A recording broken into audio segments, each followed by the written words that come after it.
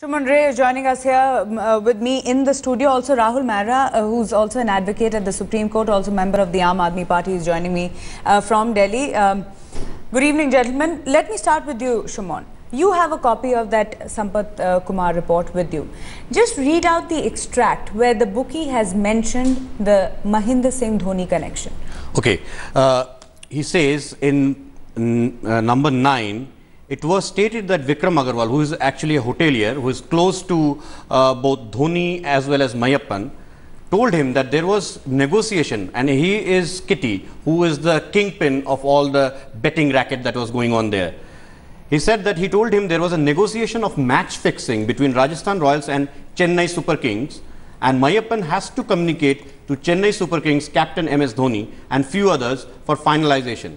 Later, Kitty came to know that they were planning to fix the match between Rajasthan Royals and Chennai Super Kings scheduled on May 12th. Again on 27th April, also after the dinner party, negotiation was on and Vikram Agarwal informed to Kitty some deal was worked out. So later, after the dinner party, Mayappan has informed that Chennai Super Kings MS Dhoni has agreed to play as per plan. That these are all allegations. But when of the station of a superintendent of a CID is alleging, this is no joke. This has to have some substance. So this report has gone to Mukul Mudgul, and now these are serious allegations involving some big names of Indian cricket. So without casting any aspersions on them, this is a serious allegations, and he says that MS Dhoni has agreed to play as per plan and his team will score 140 runs, and this was communicated to somebody, that is Sanjay, in Jaipur over the phone by Vikram Agarwal when Kitty was nearby. Okay, yeah. So clearly at this point we are saying these are just claims that have been made by a bookie, but these are claims that are in a report that has been submitted by the Tamil Nadu police and the investigating officer from the crime branch who is investigating all this. Rahul Mehra, I want to ask you, you have been following this entire scandal. In fact, at one point you've also said that the entire governing council of the IPL or the IPL board should be scrapped. Now, first of all, these claims that are being made by bookies, do they surprise you? And secondly, all that we've heard from Rajiv Shukla is that they haven't heard these at all. Even though they're part of the Mumbai police charge sheet as well. They have a mention in what the Rajasthan sports administrator, Mr. Abdi, had also said regarding this particular match. Well, first of all, nothing in the world of cricket in India surprises me at all.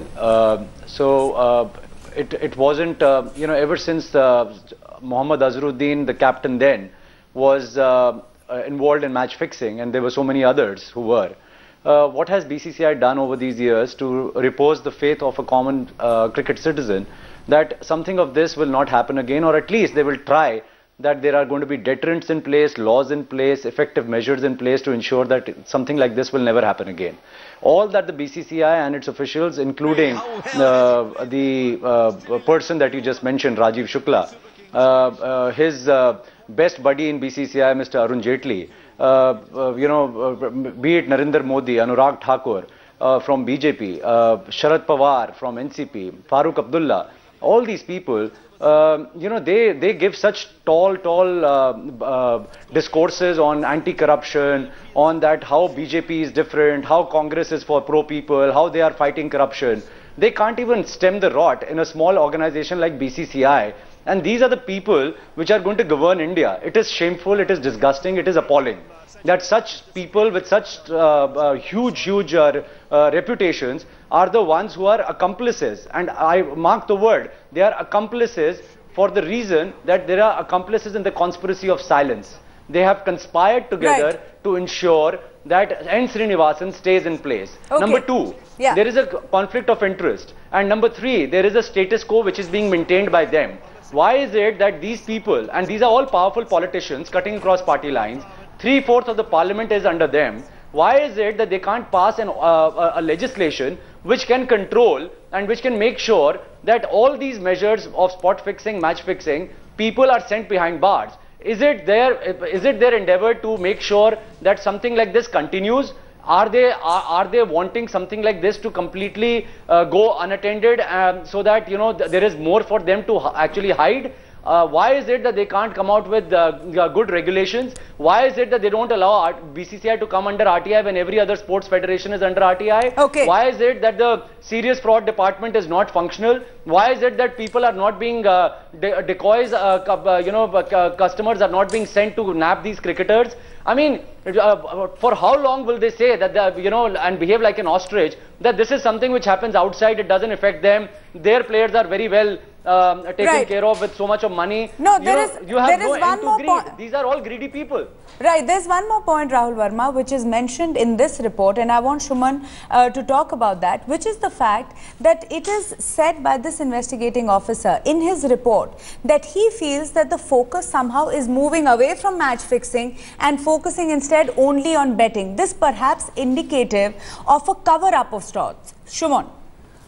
Firstly, I would like to mention the point where he's saying that investigation of the Crime Bureau, CID, CR number 01/2013 was stalled after Vikram Agarwal, who was a key in this whole link of betting. He in fact was, whenever he was arrested, as soon as he was arrested, the whole procedure was stalled. And in fact, he was shifted out. If I can read out, yes, I was shifted out of the crime branch CID. And after that, all the officers who were there, who were interrogated by, who interrogated Kitty, who revealed the names, were shifted out. And then he says, I have reasons and evidence to infer that Crime Bureau CID is not trying to uncover the masterminds involved in the match fixing, as the investigation in Crime Bureau CID, crime number 1/2013, is stalled and being misled on vested interest. Surprisingly, this is very important, surprisingly, Kitty Uttam Jain's vital evidence is overlooked by the CBCID, Crime Bureau CID, and the investigation focuses on cricket betting by bookies only. And match fixing aspect and the larger conspiracy is completely overlooked. Rahul Mehra, your inputs on that. The fact that the focus is just being kept on cricket betting and perhaps match fixing not even being brought in, because that's where the big names of Indian cricket come in.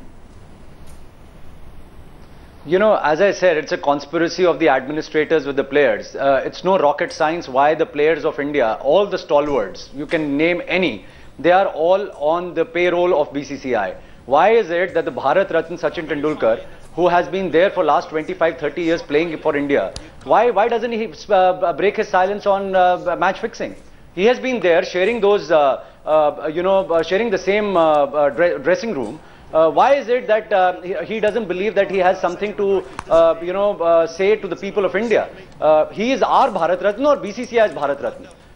Why is it that the stalwarts like Ganguly, Dravids, Siddhus, Kapil Devs and anybody, why is it that they stay silent? Why is it that the only thing that they say is kudos to BCCI and IPL, despite IPL being a den of all illegal activities? You know, everybody has been taken care of in some contractual way or the other. There are such deep-rooted conflict of interest right from the king N. Srinivasan down below, and the river flows from top to bottom. Corruption also flows from top to bottom. And these are people who have their eyes, the blinkers are on, they behave like ostriches, they know more than what is required to be known, they know exactly what is happening, the rot that is there, but they are the ones who are actually protecting rather than exposing the culprits. And therefore, time has come when an outside regulation is required, when outside regulation is one of the recommendations that is being made, Rahul Mehra, I beg your pardon, but I want to ask Shuman Ray, another very explosive part of this report, Shuman, is the fact that the Dawood link is being made to cricket. I want you to read out that part from the report. Exactly. Kitty, who's the kingpin over here. In this report, it's mentioned that Kitty was scared that Vikram Agarwal, the hotelier, may fix Kitty and he can escape, as he was very close to IG intelligence. But Vikram Agarwal told Kitty not to open his mouth. He also warned Anis Ibrahim, brother of Dawood Ibrahim, executed one Delhi inspector and his wife, as the inspector found a link with cricket betting and Anis Ibrahim's gang.